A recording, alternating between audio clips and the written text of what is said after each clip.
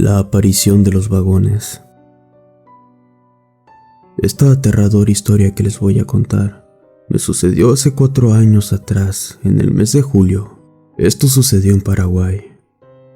La empresa de servicio ferroviario para la que estoy trabajando decidió que por los días de que el Papa Francisco se encontraba en nuestro país de visita, brindaría servicios las 24 horas. Entre los personales de la estación nos organizamos para hacer 2 grupos. La primera semana me tocó en el turno nocturno, que consistía desde las 5:30 de la tarde hasta las 5:30 de la madrugada.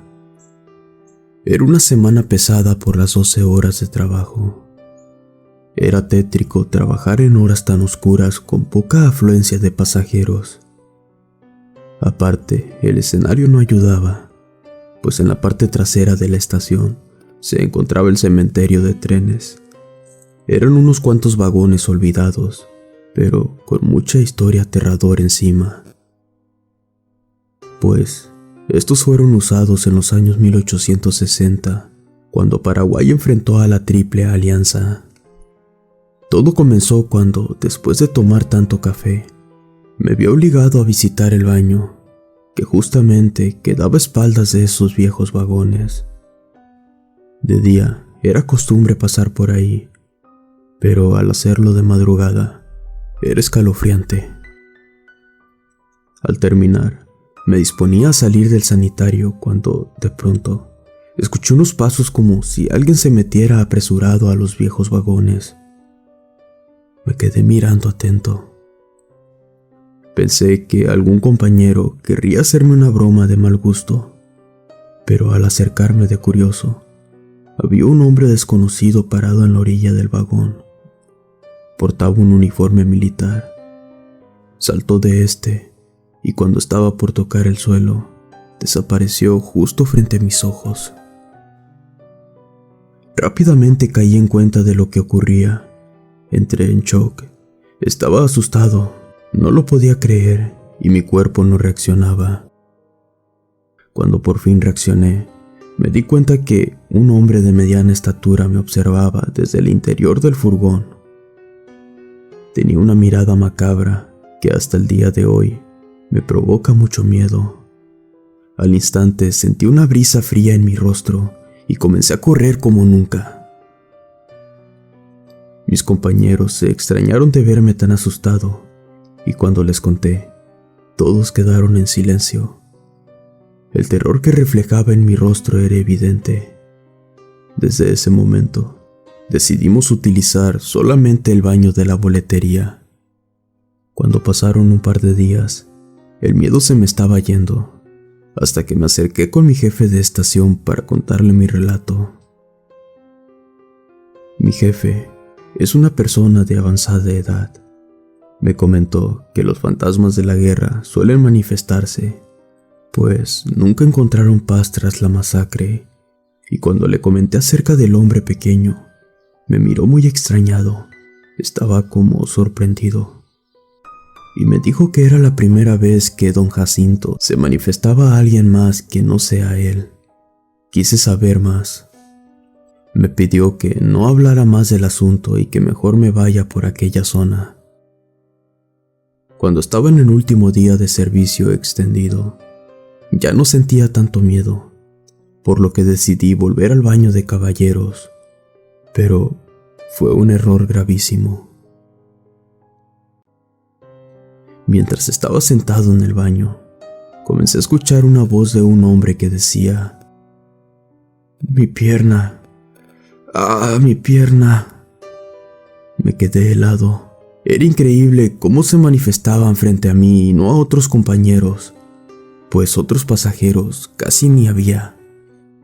Intenté salir apresurado del baño y no mirar hacia atrás, pero cuando estaba girando para volver, miré de reojo a un hombre sin pierna. Salía por debajo de la locomotora.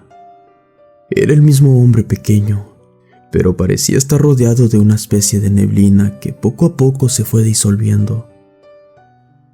Esta vez estaba más aterrado que la otra ocasión. Aquel lugar no era solo un cementerio de trenes, sino también uno de espíritus. Cuando estaba amaneciendo y listo para marcharme, mi jefe de estación se me acercó y, con mucha seriedad, me contó que Jacinto era un amigo suyo, pues un día de trabajo cayó por accidente del tren y las ruedas del mismo le habían arrancado una pierna. El pobre murió por tanta pérdida de sangre en el camino hacia el hospital, y su alma nunca más abandonó su lugar de trabajo.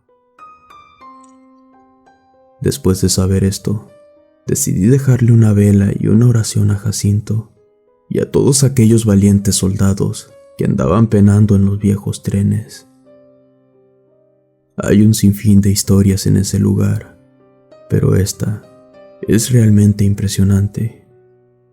Hoy, a 4 años, aún recuerdo la triste voz de don Jacinto y la impotente presencia de aquel soldado.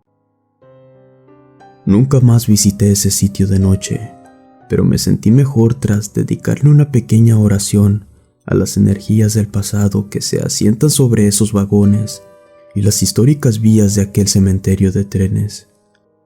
Sería descabellado pensar que no recorran por ahí los fantasmas de aquella época. Relato anónimo.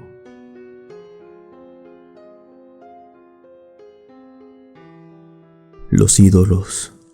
Soy nacida en un pueblo yucateco, para ser exacta, Tecax.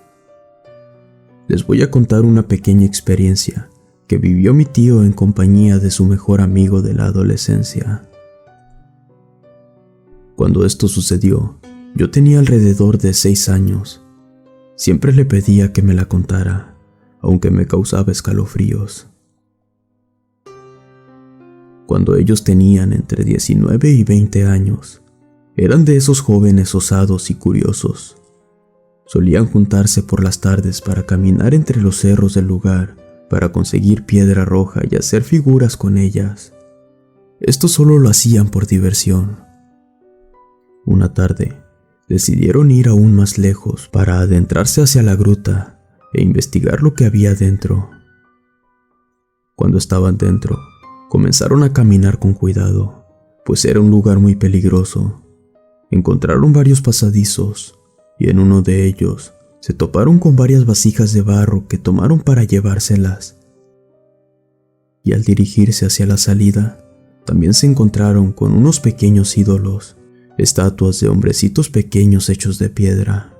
Sin pensar en las consecuencias que vendría con ellos, decidieron también llevárselas para enseñarles a todos su descubrimiento. Primero se las llevaron a la casa del amigo de mi tío para guardarlas y después decidir lo que harían con ellas.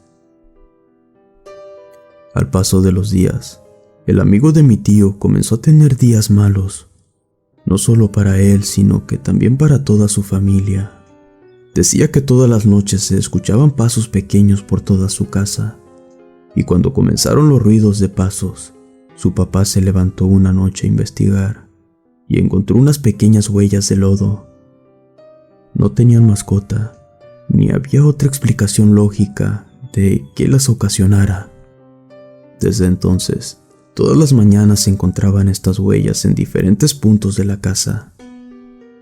Estos sucesos fueron incrementando, pues también empezaron a cambiarse las cosas del lugar de donde las dejaban, aparte de escuchar risas y voces muy agudas. Una mañana, después de encontrar las huellas de lodo en su cuarto, como ya era de costumbre, el amigo de mi tío comenzó a mover las cosas para limpiar el mugrero. Ahí se percató de algo que no había puesto atención con anterioridad, pues los ídolos tenían sus pies manchados de ese lodo colorado o cancap como se conoce también. Impresionado, decidió buscar a mi tío rápidamente para contarle toda la situación. Mi tío no creía que eso fuera posible, pero aún así, su amigo lo invitó a dormir en su casa para espiar a los ídolos durante la noche y quitarse la curiosidad. Para la sorpresa de los dos, mientras esperaban despiertos durante la noche, terminaron aterrados de descubrir que efectivamente se trataba de los ídolos. Vieron frente a sus ojos cómo estos cobraban vida y caminaban en dirección hacia la puerta, para encontrárselos a la mañana siguiente en el mismo lugar, con sus pies llenos de lodo. No quedó otro remedio que regresar a estos dueños de los tesoros de las grutas yucatecas a su lugar de origen. Solo puedo decir que aún existen tesoros mayas que aún no son descubiertos, y es bueno saber que son custodiados por seres únicos y mágicos. En memoria de mi tío Alejandro. Relato de Aimé Villanueva.